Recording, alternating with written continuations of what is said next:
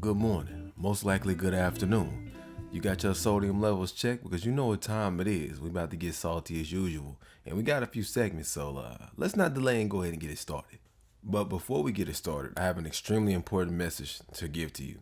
And well, guys, if I could still show you around, here is the biggest, gayest man in the world.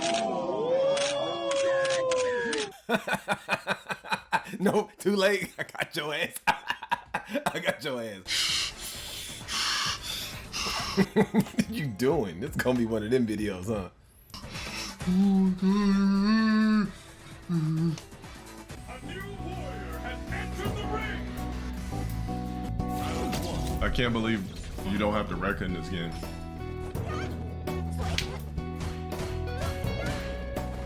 Oh, they jamming, bro. Got that old jazz blues going on. Calm down.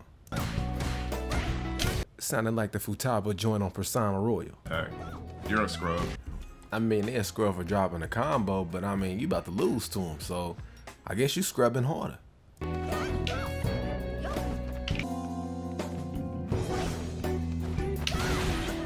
You're a scrub.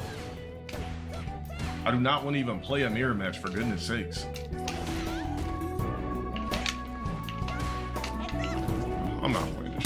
Bro, that match was long for no reason. You almost ran the whole time. But I guess you don't want to play it because you lost, though, right? Yeah, it be like that. I get it. Wait till the match is over, blacklist this person. I didn't cut this game on to play mirrors. Nobody even uses this character. That's how you know it's a sniper. What you mean nobody uses that character? A lot of people use that character. Every time I've seen you on the game, they use that character. Now, I'll give you Mortal Kombat. I'd say they trying to queue up with you on Mortal Kombat. But no, that's why they trying to hurry up and start adding all these players, because there ain't that many characters on there. And you know what's really bad about that situation with the Street Fighter characters? They're adding all the people I play with now. And now they're about to ask to God. I'm like, I can't stand y'all. Why didn't y'all have them on there first? Like, you could have did the main roster because the game plays different and then added the other characters. But the mainline characters are always top priority. So you cannot tell me, I don't want to hear nothing about you're not trying to rip players off and sell them content when you're not, when you're like, yeah, man, I'm gonna hold back to, oh, now Balrog. It's like, bro, why are you selling these characters? Why weren't they already there? Fucking sloppy ass player. Take the game, I'ma blacklist you and go, bro. This is remedial, so. If for some reason it don't pop up like that. They named potato rice.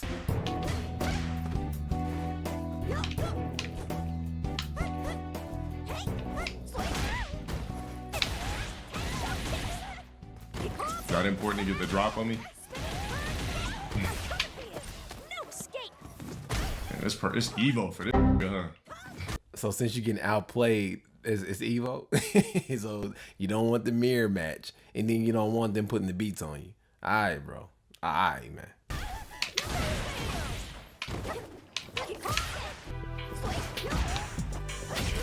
Sloppy ass player. Sloppy player? I didn't see you land one combo the whole match. Man, I'll never lose to no random flojos like this in a different Street Fighter game. Cap. Who cares, man? You're not better than me in no fighting game, brothers. Dude, you playing platinum rank. How long this game been out? Like you said, how long this game been out? And you're playing against platinums.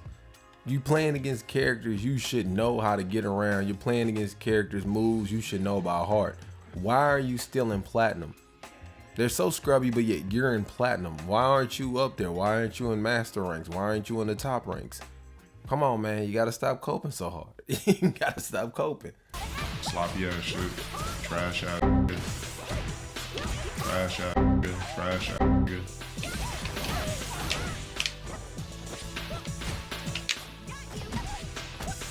And see, that's all I'm saying. If they so trash, just beat them.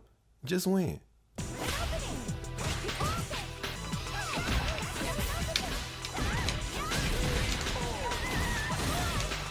See what I mean? What's so hard about that? See, I ain't got nothing to say. You got it.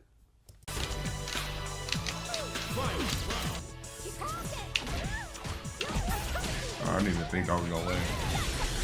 That's a super waste time.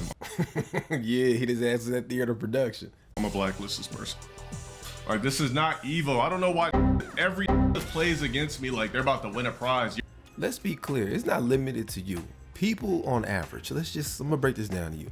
People on average do not buy a versus game to lose. More times than not, I could be wrong. Hey y'all, correct me if I'm wrong. But when you buy and you purchase a fighting game, you want to win. You know, your objective is to win the matches and rank up. That's what you want to do. Nobody, I don't know what you buy fighting games for, but people don't buy fighting games to lose. You're an anomaly. I don't know what that's about, what you got going on, but that's not why people play fighting games. They don't play to lose. You're not. You're a fucking bum. Is it ever like registered to you that just maybe people like competition, people like being competitive at their level and trying to rank up and get better? You're a sloppy online No, they're potato rice. You're nervous. I can read you through the fucking screen.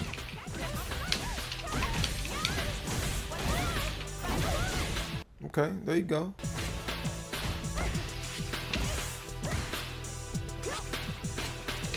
You know what I can read through the screen? An inspirational comeback.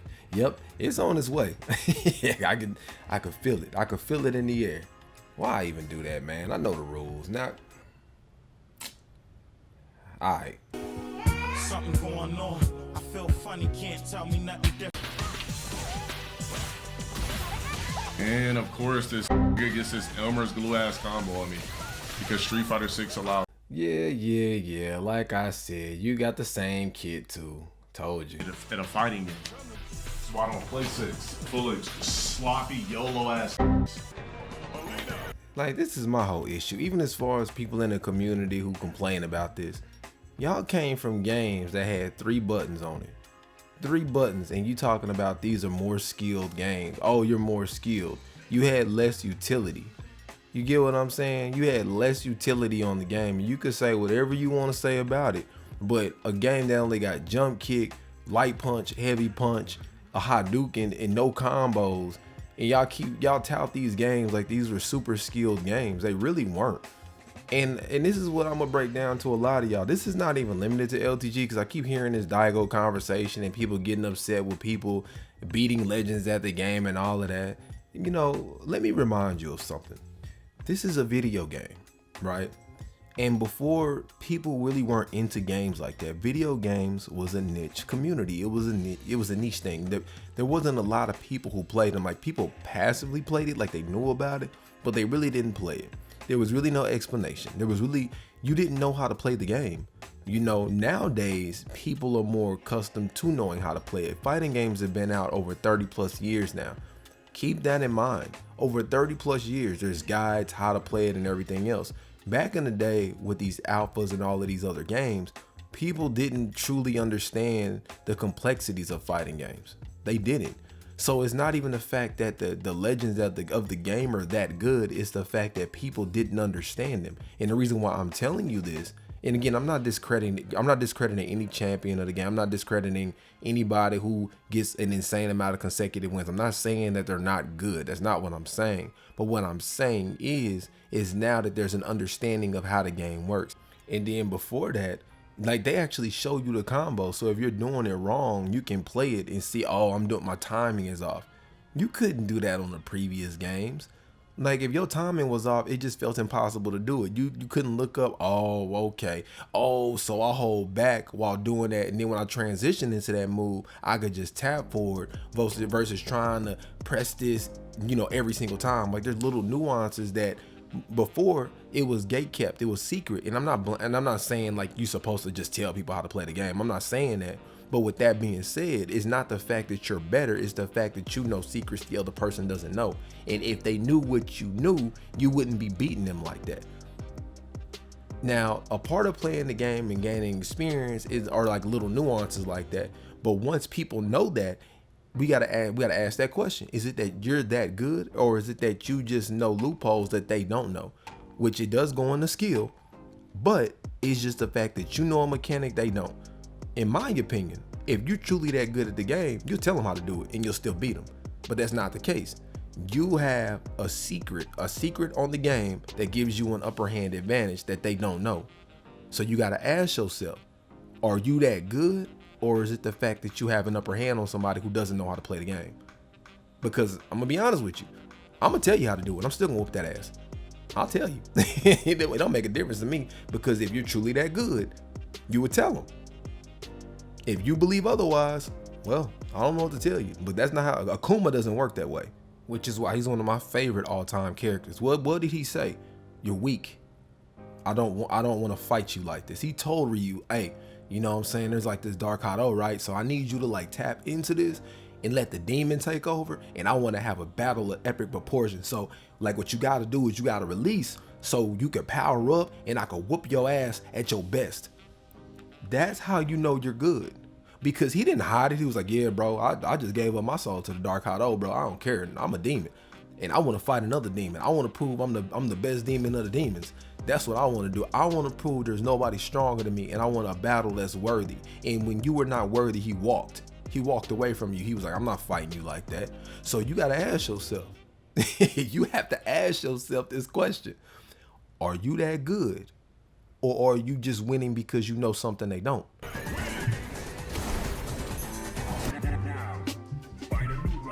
Here we go. A mirror match. Most likely I'll let this person take the win. I don't play mirrors and remedials. Yep, it's a stream sniper.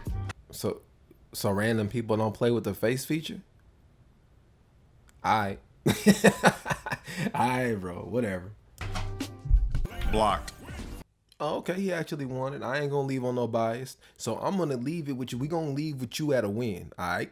So since you finally got your dub on that mirror match, we gonna leave it at that. We're gonna move on to the next segment. Is unpacking this. So if you're not too familiar, Stop Killing or Stop Destroying Games is an initiative to require video game publishers to implement an end-of-life plan when shutting down games they've already sold so customers can continue running them without their support. And this is one of these things that I don't even understand why this is even a conversation. People have gotten so far gone, not all, because obviously a bunch of people on that petition got some sense. Games from prior, they ran. You have a game, what y'all keep trying to do is being greedy, trying to milk people. There should be no reason you cannot play this game. Even if you sunset the game should still be functional on its own. If the game cannot function on its own, it should not exist. Point blank, period.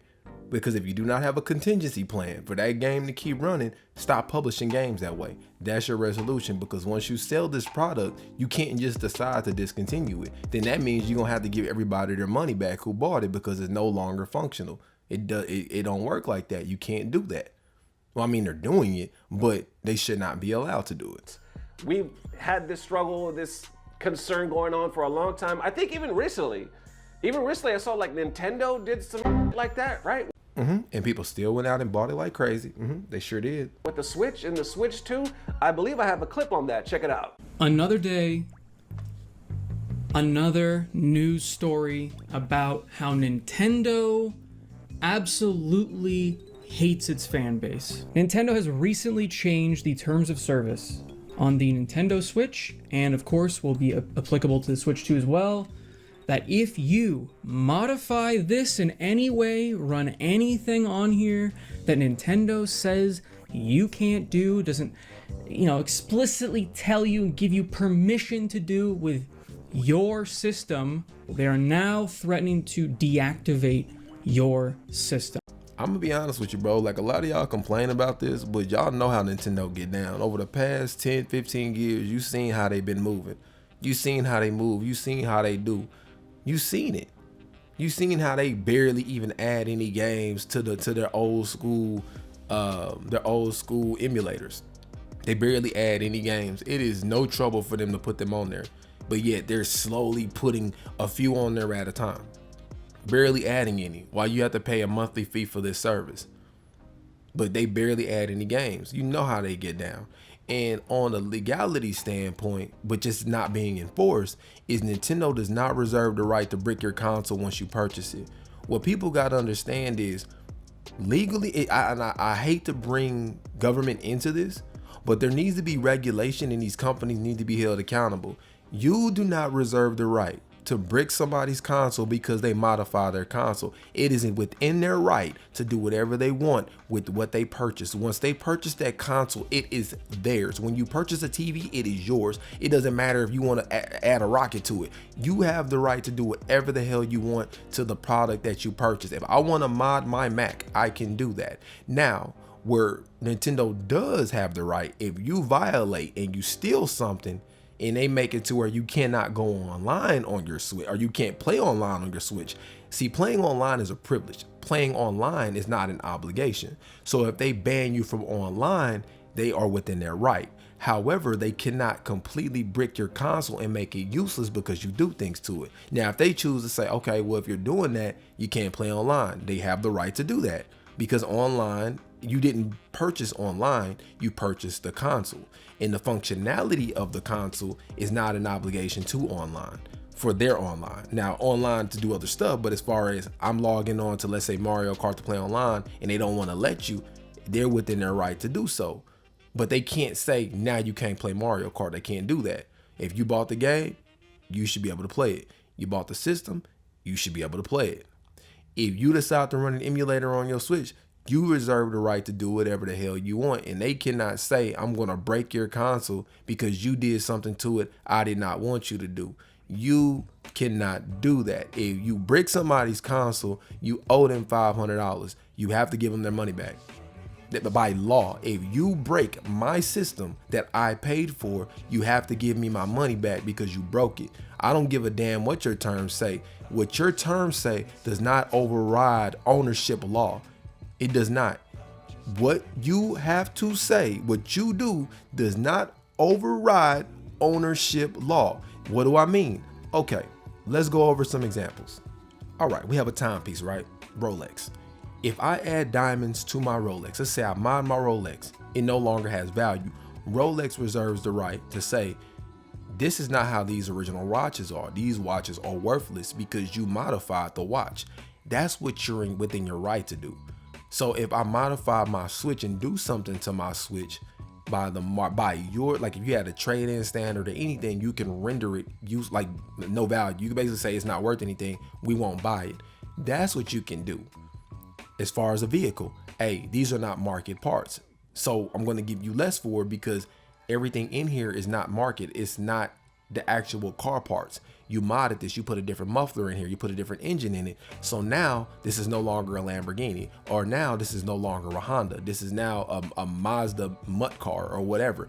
This is not originally what this car is. So instead of this car being worth $21,000, now it's worth $7,000, or I'm willing to pay $6,000. That's how ownership modification works. But it's not no, oh, you put a different engine in the Tesla or a different engine in the Lamborghini. You know what? Now you can't drive the car at all. You do not reserve the right to do that. And if you brick anybody's console because you don't like what they did with it, it should be mandatory that Nintendo has to give them their money back. And I took a very heavy stance. Once I saw what they did to Power World, I was done. From that point on, I said I will never support Nintendo again. I will never buy another one of their products. And I was right, because now they're overstepping boundaries and doing something illegal. And how is it illegal, you ask? Because it's destruction of property. They're actually breaking the law. You know that, right? Once you purchase something and it's in you're not leasing it, you're not renting it. Now, if you were renting a Switch and they did that, that's different because you don't own it. But once you go in that store, you make a purchase and you have a receipt for this product, Nintendo no longer has rights over what they sold to you. It is now yours. You can do whatever you want to it. They have no say-so in that. They give this big long list of things that you're not allowed to do with the Switch. Hacking the thing, emulation. And first of all, you can do whatever the hell you want with your Switch. You can hack it, do emulators, as long as whatever you're doing does not affect their IP or somebody else's console or somebody else's experience or damages their business. You can do whatever you want. And by that, I mean, like, say for example, if you deconstructed it and then you started selling a makeshift Switch. No, you can't do that. If you started hacking it and you're hacking other people's games, or you're messing up the experience for other users, no, you can't do that. But whatever you do to your Switch for your personal experience, you have the right to do that. It's your right. They have no say-so over that. And I hope y'all understand what I'm telling you. They cannot do this. They cannot. And one of the fastest way to hold them accountable is to stop supporting a company who moves like this. This is crazy. Why would you people still support this company? I don't understand. When they're telling you you can't even do what I don't want you to do, or I interpret however I feel about what you do to your console. With that being said, hell, you might as well do a Steam Deck. You might as well do a ROG Ally. Why would you? And they let you do whatever you want because you own it. They say do whatever the hell you want to it. It's yours, because that's how it works. You do not have the right to tell somebody what they can and can't do with what they bought. A bunch of different things, and they end it with, I quote, "You acknowledge that if you fail to comply with the foregoing restrictions, Nintendo may render the Nintendo account services and or the applicable Nintendo device permanently unusable in whole or in part." I understand if you want to ban someone for doing tampering and cheating, whatever the hell, with their game on their system. You want to keep them off the servers. You want to punish them by taking away their Nintendo account. That's fine. He's right, and this is what I give him.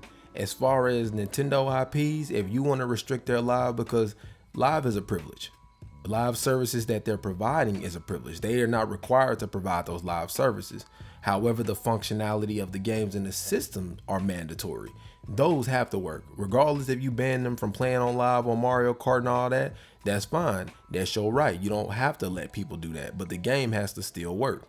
Now, if it was like Fortnite or a different brand of game, you cannot ban nobody from that because you don't own that IP. You get what I'm saying? So if they wanted to ban from all like the Kirby's and all of that for their IPs on live because you modded it, fine. You have the right to do that.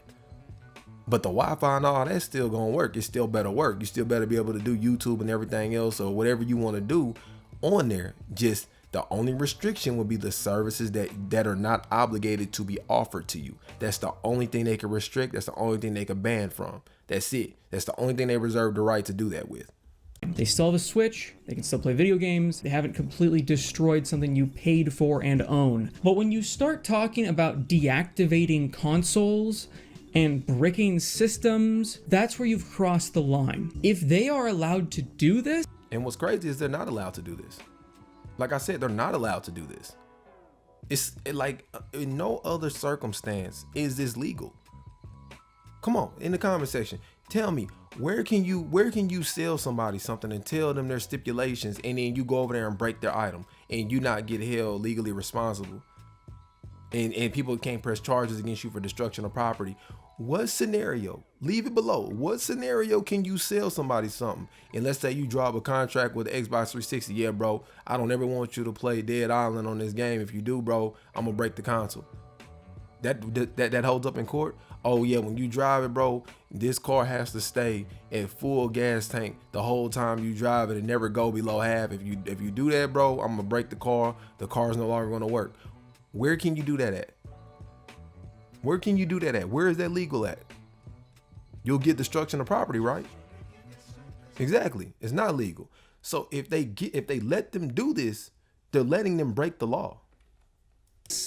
It essentially means you do not own your Switch. You are permitted to use your Switch as long as you follow Nintendo's rules. I'll put the link down below for that full video as well. So there's the current initiative going on right now where they're trying to get people or the petition to sign up. I guess if they can get like 1 million signatures, I think by July sometime, they can get the conversation started. It's not like if they get 1 million signatures, the law's gonna get passed. Yeah, it's a start. But if it don't work like that, y'all know what y'all need to do. If y'all keep spending, nothing's gonna change. It's just they can actually put it in motion to get the conversation started. So far, they fell short. I think they got like 500,000 up to this point. But a lot of the blame is on somebody by the name of Pirate Software. I'll put their information on the screen right now. Apparently, Pirate Software is a game developer, director of strategy. I just know him as a content creator because I saw all his shit being broadcast everywhere and dragged throughout this whole situation because he has a big following. And he took it upon himself a few months ago, like 9-10 months ago, something like that, to make a video against Stop Killing Games But he spread nothing but misinformation. It was fucking crazy. It was almost like he went out of his way to try to break it down to the people with missing all the points. That sounds about right. Like almost like lying basically with his interpretation, saying, oh, it stands for this is going to be impossible, this is going to take away this, and this. They're focused on single player mode, and it said none of that. Like literally his interpretation was dog shit. So a lot of people feel, including Moist Critical and Asmon and other people, saying that he was solely responsible for stagnating the movement. I just won't agree with it. But those aren't the ideologies. Nothing in the initiative is asking to convert games to single player. Nowhere in there does it say that it's directly targeting always online single player games. Yeah, so why does he keep bringing it up? This is a total red herring. If we don't like the idea of live service games as a whole, I get it. Don't play live service games then. Don't agree to those terms. No, he's getting a new thing wrong now. We're not against them existing. We're against them being destroyed with no recourse for the customer. Just use logic.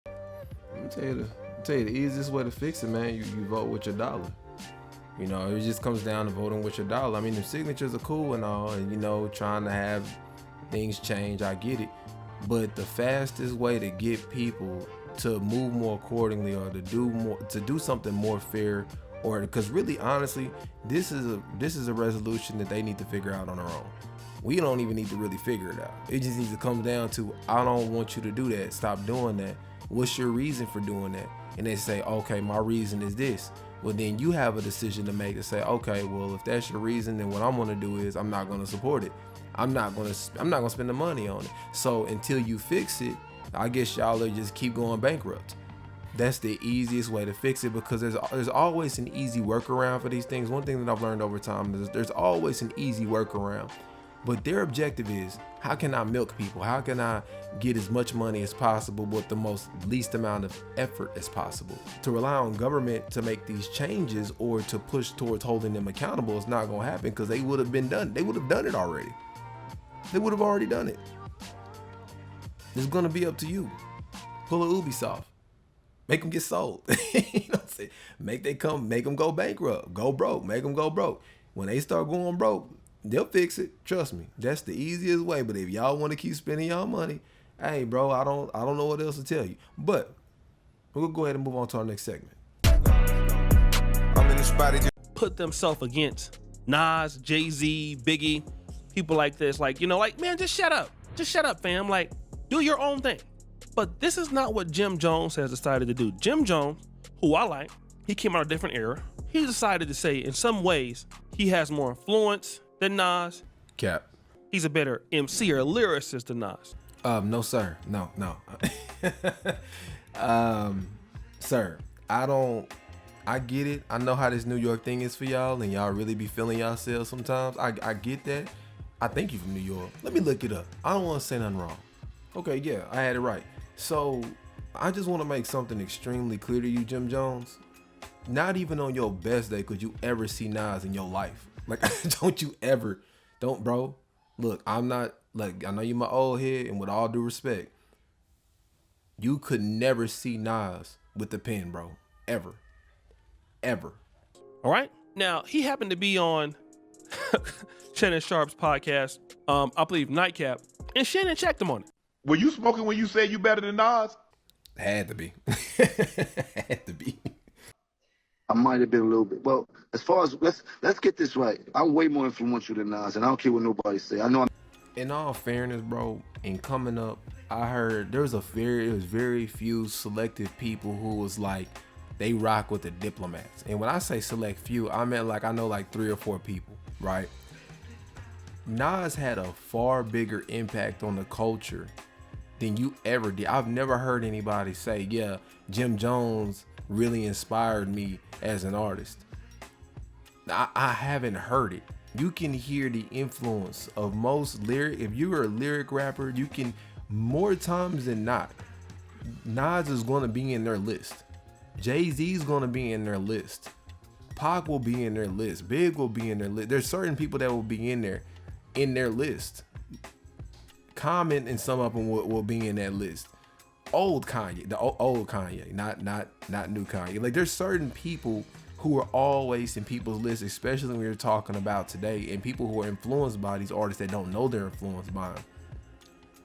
Nas had so many monumental hits that like took the world by storm.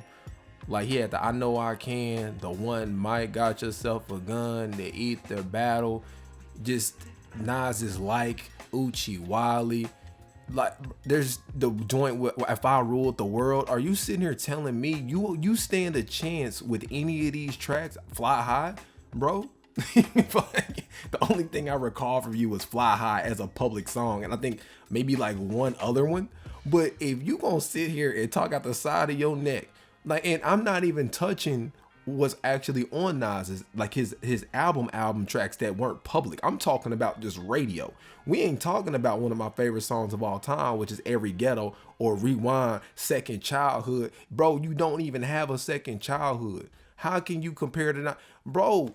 Oh my God, you out of your freaking mind, dude. Like you put it down. Stay off the drugs. I'm worried about you, Jim. I'm worried about you, bro. Stop. You gotta say no to drugs, bro. You gotta say no. I know I made a little boo-boo when you talk about the sales and all this type of shit. I don't feel like getting into that rhetoric about where I started and where he started. You said that bullshit. But listen, Nas was nice when I was in high school. When I was in 10th grade, Nas came out. Nas was dope. We appreciated him. He had a little bit run. But Nas always came up second to Jay and DMX and all these other people like. No, he didn't. They are not the same category of rappers. DMX was in his own lane. Jay-Z was in his own lane. Ludacris was in his own lane. Eminem was in his own lane. These people were not competing with each other. They had their own lane. Nas's lane was Nas's lane. And if you want to be technical, if you want to say, let's just do comparisons of who was competing with who. If you want to be technical, you're competing with Diddy. You're competing with the Bad Boy crew, because Bad Boy made closer music to the type of music that y'all made. So you wouldn't compare you and Nas. But the standpoint of where you're trying to compare you to Nas is not the same thing. For one, Nas is not even a flashy dude like that. Nas is more down to earth. That's not to say he won't stunt here or there, but that's not what he's known for. He's not known as a champagne bottle popping dude. That's not what he do. And then even to show you, as an artist, he started one way and he grew up, he matured and became an adult on the mic. So even with the fact of his evolution, you can't be compared. Nas is considered a grown man now. You're considered a man in his second childhood. When I look at Nas, I look at him as an adult. I look at him as somebody who to aspire to be immature, to grow up, to get out of the bad habits and be better and do better, and be an investor. To when you see something on the internet, not take it too serious, like it is what it is. Like a man, Nas moves how a man moves. Even when Khalees was doing all that mess she was doing, you just don't see drama like that about Nas. So even if you want to compare to Nas on any aspect, bro, you can't. Not whether it's appearance, growth, or nothing, you just can't do it. Ain't no shame in that. There a lot of mofos came up with the Tom Brady. He never had that type of influence on us. You're right, because look at you. You look like a grown child. You a 40-something-year-old man wearing a backwards cap and a chain. Bro, you dress like you still 19, 21 in these streets. We know you didn't take influence from Nas. You can't even dress like a man, bro. Like, and that's not even to just be disrespectful. I'm just trying to put it into perspective. He's right. He don't take no inspiration from him, because if he did, he would have grew. This man is stagnated. And I would let Jim Jones finish, but honestly, bro, you making yourself look silly. And I'm not even gonna do you like that.